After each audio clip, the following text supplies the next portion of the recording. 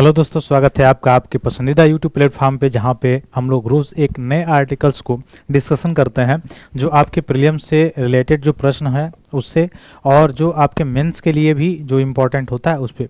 तो आज हम लोगों का जो एक नया आर्टिकल आपको जो दिखाई दे रहा हो, जो न्यूज़ में बना है, जो इंटरनेशनल रिलेशन से संबंधित है। और आप के जो प्रीलिम्स का पेपर है उसमें मैप बेस्ड जो प्रश्न बनते हैं, जो पूछे जाते हैं, वो सब चीज़ें जो उसके लिए बहुत ज़्यादा इंपॉर्टेंट है। तो जल्द से जल्द जुड़ जाइए और जल्द से जल्द अपने अपने ग्रुप में शेयर कीजिए ताकि हम लोग शुरू करें इस चीज़ को। तो जैसे आपको पता है कि कतर कहाँ पड़ता है, वेस्ट एशिया में पड़ता है। तो कतर जो है और भारत का जो संबंध है उससे संबंधित हम लोग चर्चा करने वाले हैं। कतर का लोकेशन कहाँ पे है वह चर्चा होने वाला है। और आपको पता भी है कि जो कतर है उसमें उससे बहुत सारा जो रेमिटांस जो है हमारे देश में आता है, क्योंकि आपको पता ये चीज़ होगा कि गल्फ़ में बहुत सारे लोग, भारत के जो मजदूर हैं वो लोग जाके वहाँ पर कार्य करते हैं। तो वहाँ से अधिकतर रेमिटांस आता है जो हमारे GDP में कंट्रीब्यूट करता है, GNI में। उसके बाद से अगर देखा जाए कि जो कतर है वो हमारे FDI में भी महत्वपूर्ण योगदान करता है। मुख्य रूप से फॉरेन डायरेक्ट इन्वेस्टमेंट जो आता है उसमें भी बहुत बड़ा इसका कंट्रीब्यूशन है कतर का, इसलिए भी इम्पोर्टेंट हो जाता है।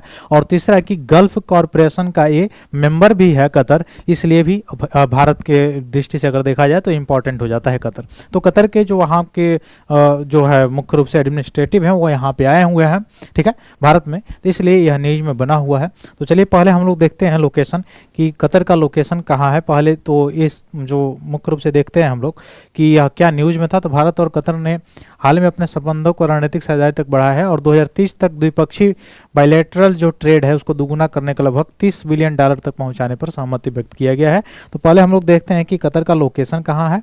तो ये आप देख पा रहे होंगे, ये है सऊदी अरबिया, और ये है एक देश, छोटा सा देश जो आप देख रहे होंगे जिसका नाम है कतर।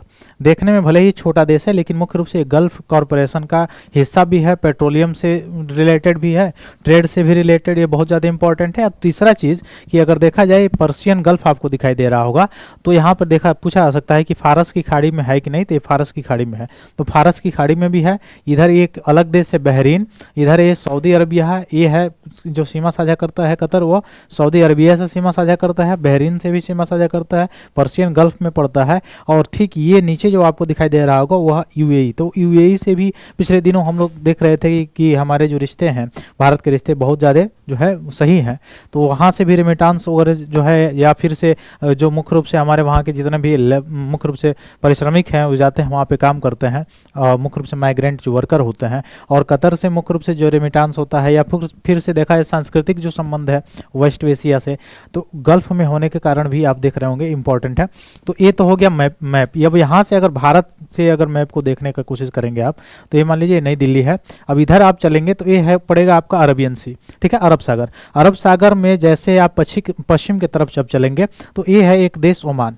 कौन सा देश है? ओमान। तो ओमान देश, और ये यहाँ पे आप देखेंगे तो ये है मुख्य रूप से पाकिस्तान, ये है अफगानिस्तान, और यह जो देश है उसका नाम है ईरान। यहीं पे हम लोग 4 बाहर जो पोर्ट बना रहे हैं, ठीक है, ईरान में। तो यहाँ पे एक गल्फ पड़ता है, खाड़ी पड़ता है। इस गल्फ का क्या नाम है? गल्फ ऑफ ओमान, ओमान की खाड़ी। तो यहाँ से भी प्रश्न आता है कि ओमान की खाड़ी से कौन कौन देश सीमा साझा करते हैं। तो ये ओमान की खाड़ी से कौन कौन सीमा साझा कर रहे हैं? ये अफगानिस्तान है, ईरान है और ओमान है, ये सीमा साझा कर रहे हैं, ठीक है। खासकर UAE भी सीमा साझा करता है गल्फ ऑफ ओमान से, ठीक। गल्फ ऑफ अदन है, अदन की खाड़ी से कौन सीमा साझा करता है? तो इधर यमन करता है, जिबूती करता है। लेकिन ओमान जो है वह अदन की खाड़ी से सीमा साझा नहीं करता है। साफ साफ आपको मैप में दिखाई दे रहा होगा। तो यहाँ से मैप बेस्ड क्वेश्चन जो है बन सकते हैं बहुत सारे।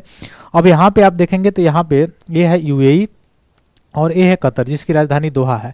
और यहाँ पे जो है आप देख पा रहे होंगे बहरीन, और ये पूरा जो एरिया है सऊदी अरबिया का। तो सऊदी अरबिया के जो सीमा देखेंगे तो इधर फारस की खाड़ी में भी जो है खुलता है, और इधर देखेंगे तो रेड सी की तरफ भी खुलता है। तो और अगर देखा जाए गल्फ ऑफ अदन, तो गल्फ ऑफ अदन में सऊदी अरबिया की जो है खाड़ी, सऊदी अरबिया जो है वो सीमा साझा नहीं करता है। तो सऊदी अरबिया का सीमा जो है रेड सी में पड़ता है, फिर इधर फारस की खाड़ी में, ठीक। गल्फ ऑफ अदन अगर पूछेगा तो जिबूती और यमन याद रखिएगा। ओमान, गल्फ ऑफ ओमान अगर पूछेगा तो अफगानिस्तान, ईरान और मुख्य रूप से ओमान और UAE याद रखिएगा।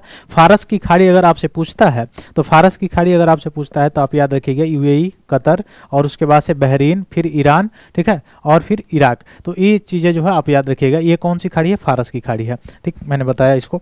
फिर आप देखिए एक अलग मुख्य रूप से देखा जाए तो एक चला हुआ था क्या, अभी IMEC की बात की जा रही थी, ठीक है, IMEC इंडिया मिडल ईस्ट जो है कॉरिडोर, इकोनॉमिक कॉरिडोर था IMEC। यहाँ पे आप देख भी सकते हैं, इंडिया मिडल ईस्ट यूरोप जो है इकोनॉमिक कॉरिडोर IMEC जिसका नाम रखा गया था। तो यहाँ से जो ये ट्रेड रूट जो है मुख्य रूप से आपके प्रीलिम्स के लिए इंपॉर्टेंट है। कहाँ से जा रहा था, तो भारत में मुंबई और गुजरात से होते हुए फिर कहाँ पे जा रहा था, यहाँ पे UAE जा रहा था। UAE और UAE से मुख्य रूप से फिर ये कहाँ पे जा रहा था, आप देख रहे हैं कि मुख्य रूप से यहाँ पे जबेल अली पोर्ट था वहाँ पे, फिर अल गुवाफेट पोर्ट पर, फिर सऊदी अरबिया में जा रहा था हराद, फिर रियाद जा रहा था, फिर उसके बाद से अल हैदियात जा रहा था, फिर यह इजराइल जा रहा था हाइफा पोर्ट पे, और फिर उसके बाद से पेरिस ग्रीस में जा रहा था। तो यह IMEC भी याद रखिएगा। तो कौन कौन देश इसमें सम्मिलित है IMEC पे, यानी भारत का सीधे यूरोप से कनेक्टिविटी और पश्चिमी जो एशिया है उससे कनेक्टिविटी, जिससे व्यापार जो है वह मुख्य रूप से आर्थिक चीज़ों में, आर्थिक रोजगार में, ये सारी चीज़ें बढ़ोतरी देखने को मिलेगा। आर्थिक जो संबंध है वो उसमें बढ़ोतरी देखने को मिलेगा आने वाले समय में।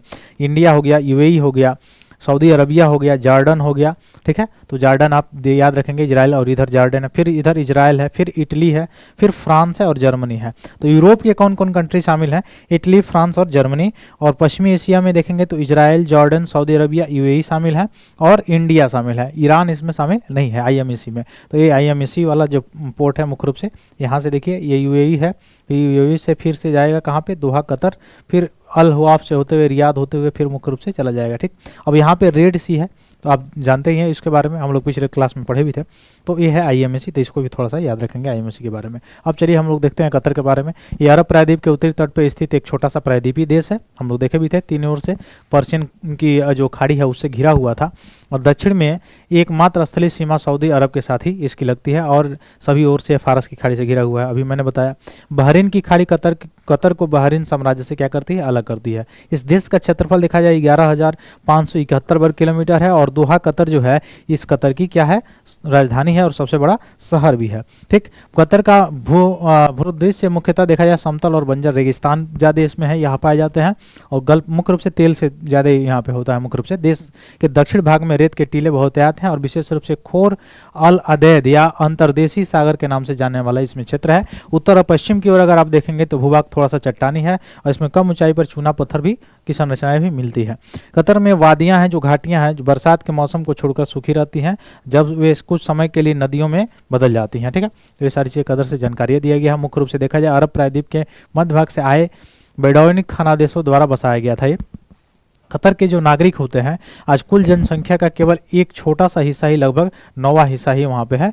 1970 के दशक में अगर देखा जाए तो आर्थिक विकास में एक ऐसा अर्थव्यवस्था का निर्माण किया जो विदेशी श्रमिकों पर निर्भर थी, जिनमें से अधिकांश पाकिस्तान, भारत, ईरान से थे, और संख्या में नागरिकों में कहीं अधिक थी, ठीक है। गल्फ कंट्री में अब जो है पाकिस्तान, अफगानिस्तान, भारत के लोग जो वहाँ पे जाते ही हैं। बहुत कम कतरवासी खानाबदोश और जीवन शैली अपनाए हुए हैं, ठीक। इससे रिलेटेड जानकारियाँ थी। तो जो प्री से संबंधित क्या क्या मुख्य रूप से इंपॉर्टेंट पॉइंट था वो आप लोग नोट कर लिए होंगे। फिर मिलते हैं अगले क्लास में, तब तक के लिए बहुत बहुत धन्यवाद दोस्तों, जय हिंद।